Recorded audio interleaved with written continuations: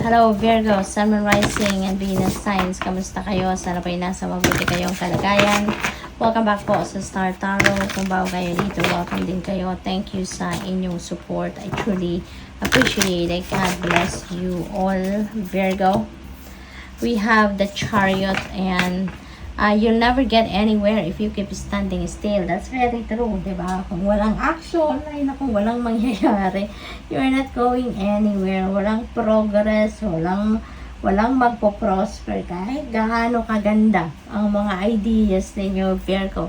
If you are not going to take action towards doon sa kung ano man ang plano ninyo or ano mga idea na yan, wala din, wala yung mangyayari. Kaya kailangan na mag-take action kayo.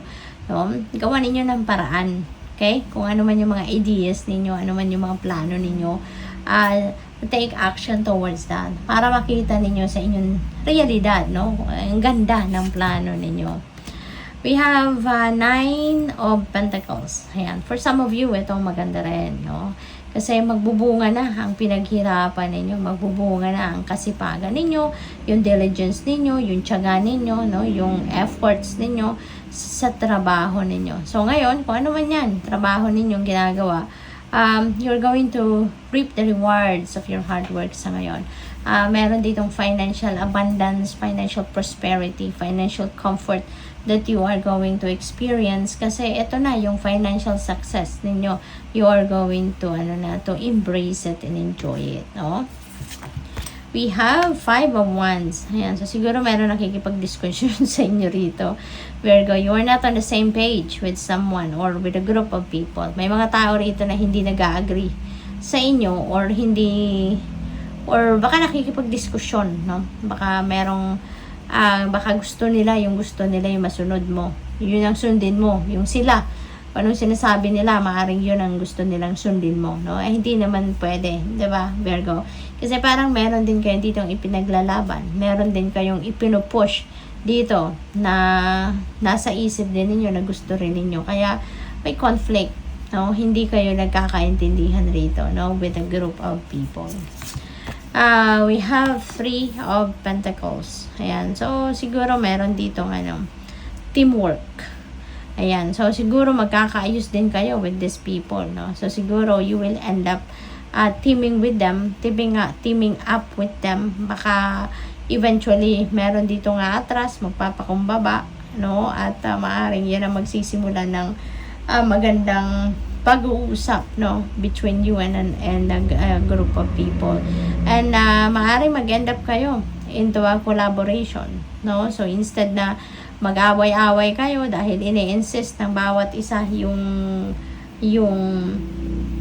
suggestion ng bawat isa, siguro mag-agree na lang kayo dito into one idea at yun ang susundin ninyo. Kaya maaring magsama-sama tuloy kayo at magkakatrabaho kayo at ayun, mag-effort kayo all together.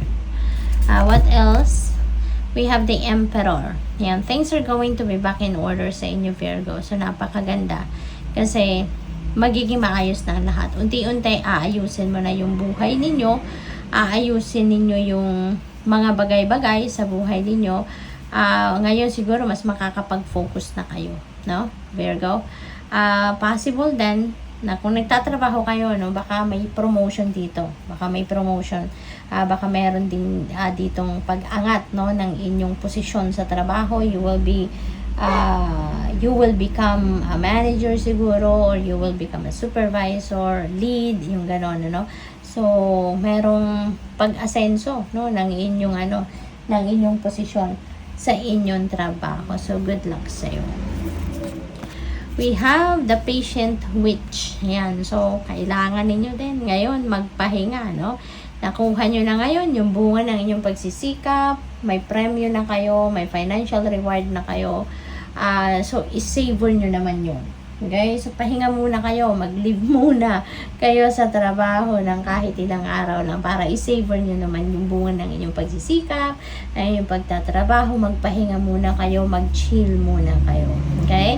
So, kailangan din yun, no? Kailangan din ng pahinga. Hindi pwedeng tuloy-tuloy lagi ang pagtatrabaho. Kailangan ninyo ng break. Okay? Kaya ito din yung tamang panahon para din at the same time makapag-isip-isip kayo, makapagnilay-nilay, you can make new plans, no? So, habang sinisavor ninyo yung tagumpay, yung financial success ninyo sa ngayon, panahon din para magpahinga at mag-isip-isip din kayo for future plans.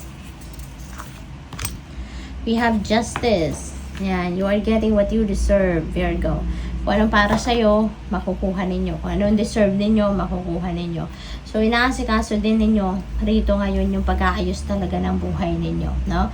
Nagpaplano kayo siguro dito for future endeavors, may mga future ventures siguro kayong pinagpaplanuhan dito na yun ang parang para ma-establish ninyo yung finances ninyo, ma-establish ninyo yung trabaho ninyo, you know, yung mga ganon.